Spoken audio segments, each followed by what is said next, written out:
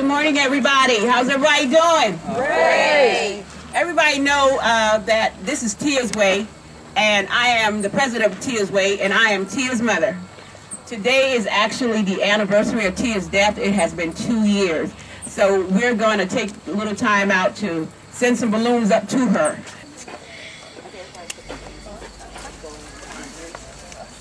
1, 2, 3.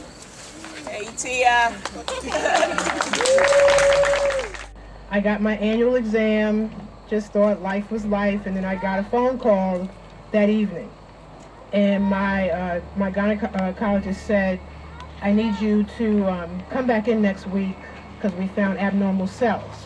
They were benign, thank goodness, but if I didn't treat them, that I would have been diagnosed with cervical cancer.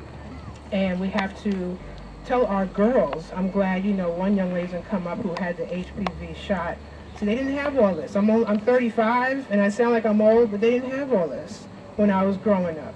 And so we have to really educate our girls and educate our boys because they can walk around for years carrying this and not know. And they're passing it on to our girls. So it's all about education. God bless Tia's soul. She has a lot of good company up there.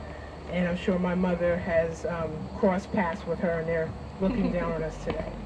So God bless. Thank you.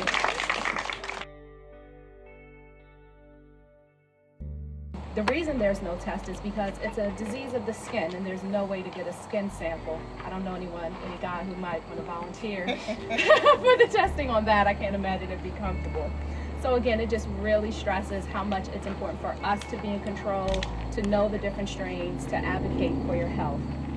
The second is that there are over 100 different strains of HPV. It's actually a very common disease. Probably about 80% of the population has it or will have it at some point. But there are only about 2 that lead to about 75% of all the cases of cervical cancer. So those are types 16 and 18. So if you have a type, you really want to know. That way, if it's a high-risk one, you can make sure you're getting the proper monitoring. The other thing is that HPVs can cause genital warts. However, the types that cause genital warts don't lead to cervical cancer. So it's important to, again, know the difference. It's also important to note that you can have more than one strain at one time. So don't automatically assume that, okay, I may not have a high-risk type. The other thing is that cervical cancer is a very slow-growing cancer. It can take about almost 10 years for HPV to turn into invasive cancer. So that just really lets you know how many doctors visits, pap smears could just all be getting it wrong for decades. And then it could really be too late. So again, it's just really important to stay on top of your health. The last thing is that African American women die at double the rate of any other race. So for every one woman who dies, who may be Caucasian, 2 of us will die. And of course, it's due to many different things, socioeconomicals, and doctors maybe not taking us seriously. But there's some reasons there, and hopefully we're making some steps towards changing that. But again, it just stresses how on top of your health you have to be.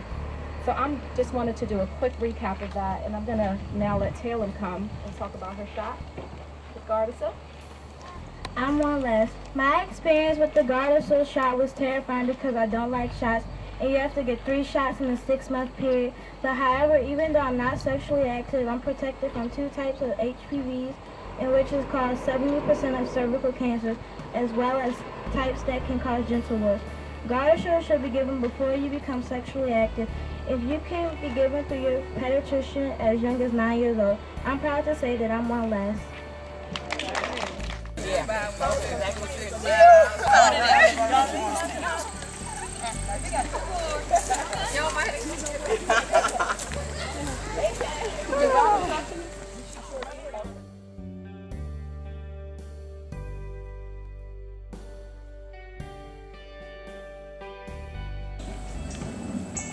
I'm standing here with Miss Priscilla Wiggins, the Vice President of Tia's Way. I want to congratulations on a successful event today. Thank you, thank you. We had a great turnout, probably about 75 or a little bit more than that people. A lot of good speakers, so it was a really nice event. Can you tell us a little bit more about the speakers? Who were they and what they spoke about? Sure. Well, The first woman to speak was Serena Wills, and she's someone who has had some issues with HPV and different surgeries and procedures, so she told her story. She also mentioned how her mom passed away of ovarian cancer. Then we also had an 11-year-old who's had the Gardasil shot, and she spoke about her experience with the shot. Okay. So what's the significance of today's date? Today being September 25th, it's actually the second anniversary of Tia's passing. So every year we will be holding the walk on the third Saturday in September, and we were lucky that this year it fell on her anniversary. Okay, and how can people contact Tia's Way? The best way would be our website, which is www.tiasway.com. Okay, well thank you, and we're looking forward to next year's walk. Thank you. So I'm standing here with the winners of the Tia's Way 5K race, Dante and Rob. Can you guys tell us how you found out about Tia's Way? Yeah, it's actually a good friend of ours named Hadeen, who's actually Tia's brother. He told us to come out and show our support for the cause and everything. Okay. And what kept you guys motivated to finish through? Really, this is a good cause, you know what I'm saying? I know, me, my person, I know somebody who's suffered from cervical cancer, and I just thought it was the right thing to do. Okay, and are you guys going to be willing to come back out here next year? Of course. Oh, definitely, we'll be here. Great. All right, well, thank you guys for coming out. No problem.